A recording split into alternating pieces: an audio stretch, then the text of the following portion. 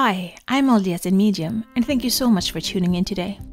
I want to try to bring religion and spirituality closer together, and this is what this pod is all about.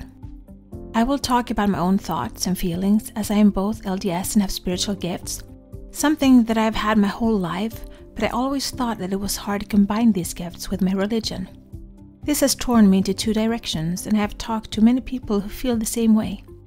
I can't choose not to have my spiritual gifts, but I can choose how I use them. And I always want to use them for good and to help others. I believe my heavenly parents gave them to me for a reason. So, this is me. Join my quest for knowledge. December 19th. Today we're going to read in Matthew chapter 18 verses 10 to 14. The parable of the wandering sheep. And we're going to start in verse 10. See that you do not despise one of these little ones, for I tell you that their angels in heaven always see the face of my Father in heaven. First, I would just like to address verse 10 quickly. See that you do not despise these little ones. For me, he's talking about children in this verse as he continues. For I tell you that their angels in heaven always see the face of my Father in heaven. Children, in their innocence, has a strong bond to what is beyond the veil and the mentioning of their angels. I know that we have guides and guardian angels around us, but this is the first time I actually feel they are referred to directly. I feel sane for a moment after feeling trapped in two worlds for such a long time, but this one sentence just united my worlds in my heart. Next, we're going to the parable of the lost sheep and the shepherd. In verse 12. What do you think if a man owns 100 sheep and one of them wanders away? Will he not leave the 99 on the hill and go to look for the one that wandered off? And if he finds it, truly I tell you, he is happier about that one sheep than about the 99 that did not wander off. In the same way, your Father in heaven is not willing that any of these little ones should perish. Anyone else out there, like me, that felt like you're part of the 99 sheep that gets left while he goes off in search of the one? Does it mean that he loves us less? Or does it mean that he trusts us to handle him leaving us alone for a bit in order to go and find the stray? I also want to feel like that special one sheep that he risks everything to find and to keep safe. I want to feel like I am loved, like I matter. Being a mother myself, I see the choices of my children. Some I agree with and some I don't. But there's nothing I wouldn't do for them, not the 99 that stays or the one that wanders. The love I have for them are equal. It's like how I try to describe to my class that we are different, and different children are more sensitive than others, and might need additional help or support in order to manage school to the best of their abilities. If everyone was treated the same but had different sensory experiences, it would be unfair. God knows us the best. He knows everyone. He knows everything we have ever gone through. He knows our bodily limitations, and He's just in His love for each and every one of us, which the next parable talks about. We're going to John 10, 1 through 18.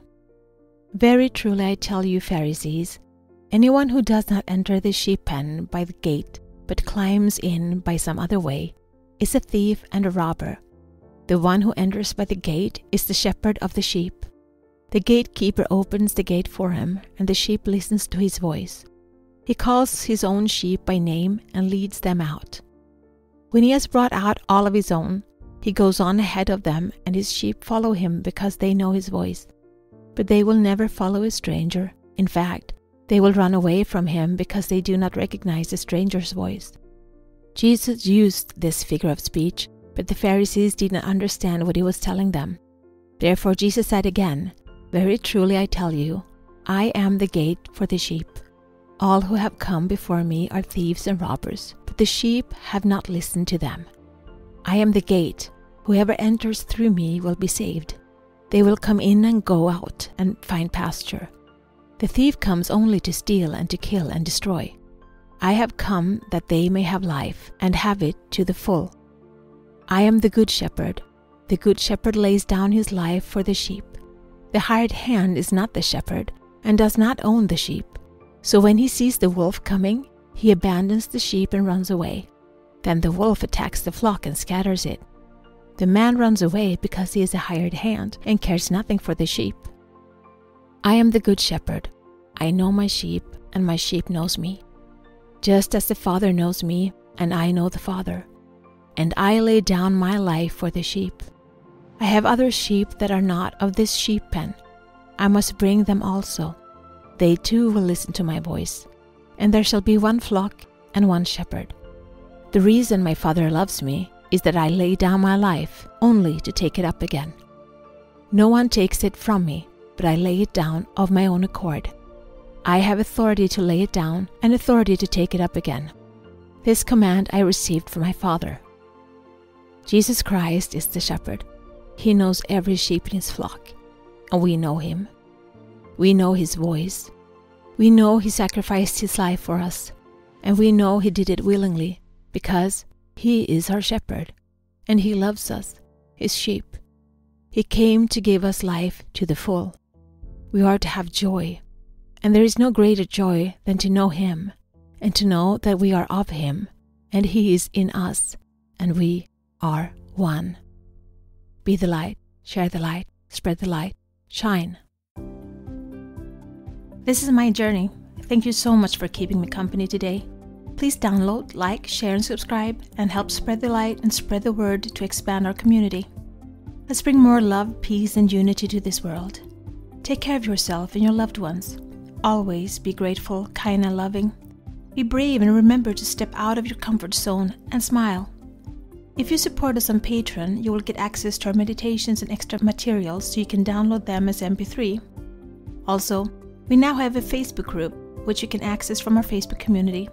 Please answer the questions as you apply to participate. It will be a safe haven where we can keep discussing religion and spirituality, our spiritual gifts, and self-development.